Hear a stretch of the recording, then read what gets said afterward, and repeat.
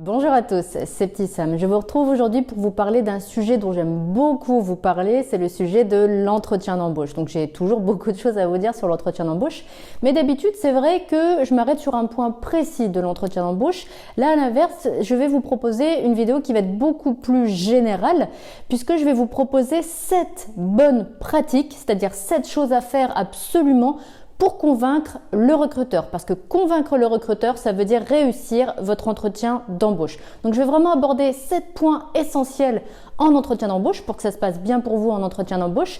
Bien sûr que je vais vous les expliquer et que je vais vous donner des exemples comme à chaque fois.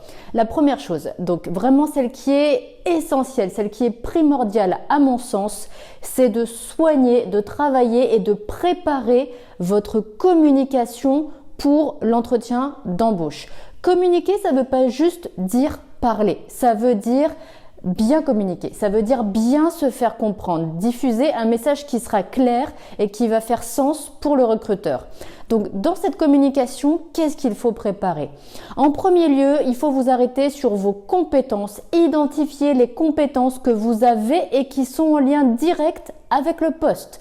Clairement, ça ne sert à rien de dresser une liste exhaustive de compétences si toutes ne servent pas directement pour le poste.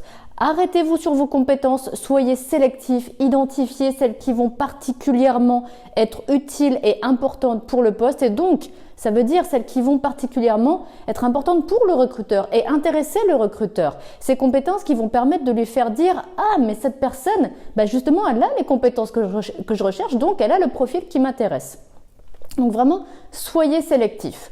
Ensuite, il va falloir absolument dans votre communication vous arrêter sur les enjeux du poste. Les identifier ces enjeux du poste parce que les enjeux du poste à pourvoir, ça signifie tout simplement les besoins de l'entreprise. Et donc, c'est-à-dire ce qu'elle attend de vous. Elle attend de vous que vous ayez compris ça. Elle attend de vous que vous lui apportiez des solutions par rapport à ses enjeux, par rapport à ses besoins. Donc là, clairement, il s'agit de lire un petit peu entre les lignes. Par exemple, si l'offre d'emploi stipule poste à pourvoir dès que possible, ça signifie qu'il y a un besoin urgent à pourvoir. Ça signifie que l'entreprise, elle a besoin de quelqu'un très rapidement. Donc là, il faut mettre en avant votre capacité à vous rendre disponible tout de suite, disponibilité immédiate, votre capacité à être réactif, à pouvoir finalement intervenir sur le poste dès que l'entreprise vous donne le feu vert. Autre exemple, si l'entreprise vous demande de maîtriser différentes langues ou de pouvoir vous exprimer en différentes langues, ça signifie au-delà bien sûr de cette compétence à maîtriser que l'entreprise a besoin de quelqu'un qui sache s'adapter, qui sache passer d'une langue à l'autre, qui sache diffuser un message dans une langue puis dans une autre, puis revenir à la première langue. Donc vraiment quelqu'un qui ait cette capacité d'adaptation. Ou encore une offre d'emploi par exemple qui stipulerait que vous ayez des informations à transmettre, des informations à communiquer, du reporting à faire ou tout simplement faire le lien entre différents services ou différents acteurs, donc transmission d'informations. Donc au-delà de la compétence de communication, ça veut dire aussi que l'entreprise, elle cherche quelqu'un qui sache avoir de la rigueur pour transmettre toutes les informations, pour les transmettre correctement, pour qu'il n'y ait justement pas de perte d'informations. Donc vous voyez, c'est ça, lire entre les lignes pour cerner les enjeux du poste. Donc ça implique aussi qu'il faut avoir plusieurs lectures de l'offre. Lire une fois l'offre, ça ne vous suffira pas à saisir les enjeux du poste. Ça vous permettra déjà de voir si l'offre vous intéresse. En gros, quelles sont les tâches qui vont vous être confiées, demandées, mais pas les enjeux du poste. Pour saisir les enjeux du poste, lisez une deuxième fois, lisez une troisième fois, prenez le temps de vous arrêter sur les mots les plus importants de l'offre d'emploi et ce qu'ils veulent dire, ce que ça signifie, tous ces mots-là. Ensuite, pour bien communiquer, il faut absolument que votre message soit clair. Et pour que votre message soit clair, il y a 2 choses à faire absolument. Soyez court, des phrases courtes. Pourquoi? Parce que si vous faites des phrases longues, peut-être que quand vous arriverez à la fin de votre phrase, vous ne vous souviendrez plus du début. Vous risquez de vous embrouiller à tel point que parfois, je vois des candidats qui n'arrivent plus à finir les phrases et qui tournent un petit peu en rond parce qu'ils ne savent plus du tout finalement où ils voulaient aller. Et puis, tout simplement, ça peut perdre aussi le recruteur. Si vos phrases sont interminables, il ne sait plus où vous voulez en venir, il ne sait plus quelle était l'idée de départ. Donc, faites court. Très simplement, c'est très basique ce que je vais vous dire, mais très efficace. Une phrase égale une idée. Pas 2 idées, pas 3 idées par phrase. Une phrase, une idée. Et puis pour être clair, mais faites simple, allez à la simplicité. Plus vous serez simple, plus vous serez clair. Peut-être qu'effectivement vos phrases, elles auront un vocabulaire un peu moins soutenu. Et alors, ce qui compte, ce n'est pas de faire étalage de tout le vocabulaire que vous maîtrisez. Ce qui compte, c'est de vous faire comprendre. Donc il vaut mieux faire simple pour vous faire comprendre. Et je vous assure que ça marche super bien. Ensuite, toujours sur la communication, et c'est le dernier point que je vais aborder par rapport à cette première bonne pratique sur la communication, allez au bout de vos idées. Il suffit pas de mentionner un mot, il suffit pas de mentionner une compétence, de dire je suis comme ça, de dire j'arriverai à faire ci, j'arriverai à faire ça. Non, il faut l'expliquer, il faut aller au bout de votre idée. Il faut arriver au point où le recruteur, il a clairement compris ce que vous voulez dire parce que vous lui avez totalement expliqué et il n'y a plus de place pour lui, le recruteur, il n'y a plus de place pour l'interprétation. Il n'a plus besoin de s'imaginer ce que ça veut dire parce que vous lui aurez donné toute l'explication. Donc par exemple, il suffit pas de dire j'ai telle compétence. J'ai telle compétence, ce qui signifie pour moi que, et par exemple, lorsque j'étais à tel poste, j'ai pu la mettre en œuvre de telle manière. Et voilà, et là vous allez vraiment au bout de l'idée, il n'y a plus de place pour l'interprétation. Donc ça, c'était vraiment pour la bonne pratique de bien communiquer. Vous voyez qu'il y avait vraiment beaucoup de choses à dire parce que c'est pas simple de bien communiquer. À mon sens, c'est même ce qui est le plus difficile de bien communiquer. Donc c'est pour ça que je voulais vous le transmettre en premier. Deuxième bonne pratique, il faut montrer que vous avez fait des recherches en amont de l'entretien. Des recherches sur quoi? Eh bien, des recherches sur le poste et sur l'entreprise. Pourquoi faire ça? Eh bien parce que si le recruteur s'aperçoit que vous avez fait des recherches, lui, ça va lui faire dire tout simplement que vous avez eu un investissement supplémentaire au-delà de l'offre. Si vous vous êtes investi, ça veut dire que vous êtes intéressé. Et si vous êtes intéressé, eh bien lui aussi, ça l'intéresse, forcément. Donc, où vous pouvez faire des recherches sur l'entreprise? Bien sûr, le plus évident, le site internet de l'entreprise. D'ailleurs, si le site internet de l'entreprise propose une newsletter, abonnez-vous, comme ça vous recevrez l'actualité de l'entreprise, vous verrez les projets dont elle parle, vous verrez ce qu'elle met en avant et vous aurez d'autant plus d'arguments et de matière pour alimenter votre entretien d'embauche. Mais il n'y a pas que ça, vous pouvez aussi aller sur les réseaux sociaux. Il y a de plus en plus d'entreprises qui ont un LinkedIn, qui ont un Twitter et qui diffusent énormément d'informations sur leur actualité, sur leur entreprise, sur ce qu'elles font, sur les projets qu'elles veulent développer ou même sur leur état d'esprit. Donc, allez sur ces réseaux sociaux pro, voyez si l'entreprise en question, justement, a un profil sur ces réseaux. Alors, c'est vrai que je vous parlais des réseaux sociaux pro, mais il y a aussi des entreprises qui ont une page Facebook. Donc, allez voir aussi sur Facebook si l'entreprise qui vous intéresse, justement, diffuse de l'actualité. Et puis, il y a des entreprises aussi qui font des passages dans la presse, qui sont interviewées, pour lesquelles il y a des articles de presse ou qui ont des passages à la radio. Allez voir ça, renseignez-vous. Et tout simplement, faites une recherche sur un moteur de recherche. Mettez le nom de l'entreprise et voyez tout simplement ce qui ressort. C'est basique, encore une fois, mais c'est efficace et puis il faut penser à le faire. C'est à partir du moment où vous allez le faire, où vous allez récolter des infos. Et si vous êtes le candidat qui amène des infos supplémentaires, vous êtes le candidat qui va se démarquer des autres, tout simplement. Troisième bonne pratique qu'il faut absolument mettre en place pour que votre entretien soit réussi, il faut montrer votre motivation. Alors ça, c'est clairement une des attentes du recruteur, saisir la motivation d'un candidat. Clairement, s'il ne voit pas que vous êtes motivé, il passera à quelqu'un d'autre parce qu'un candidat qui n'est pas motivé, par association d'idées, c'est un candidat qui ne va pas s'investir sur le poste. Donc, pour montrer que vous êtes motivé, il faut montrer que vous avez de l'intérêt pour le poste, que vous avez de l'intérêt pour l'entreprise. Et ça va transparaître dans la manière dont vous allez parler de vous, de ce que vous voulez. Si vous avez des phrases, par exemple, comme « ce qui me plaît dans votre offre, c'est ça. Ce qui m'a donné envie de postuler à votre offre, c'est ça. Ce qui fait qu'aujourd'hui, j'ai envie d'intégrer votre entreprise, c'est ça. » Bien forcément qu'avec des phrases comme ça, le recruteur va saisir que vous avez envie d'y aller sur ce poste-là, que vous êtes motivé, très clairement.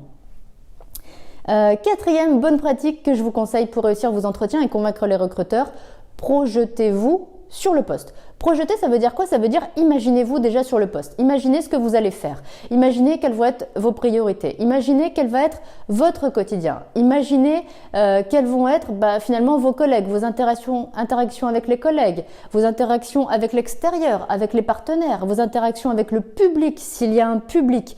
Imaginez tout ça parce que même si vous ne pouvez qu'un petit peu l'imaginer tant que vous n'y êtes pas, eh bien ça va quand même transparaître dans votre communication.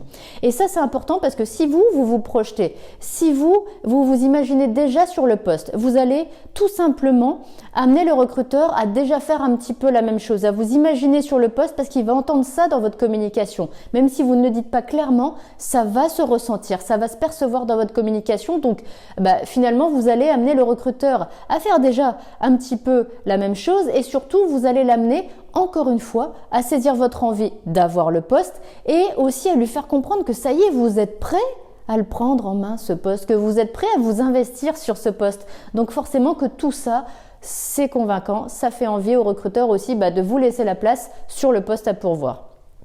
5e bonne pratique à avoir absolument en entretien pour être convaincant, c'est soyez sincère.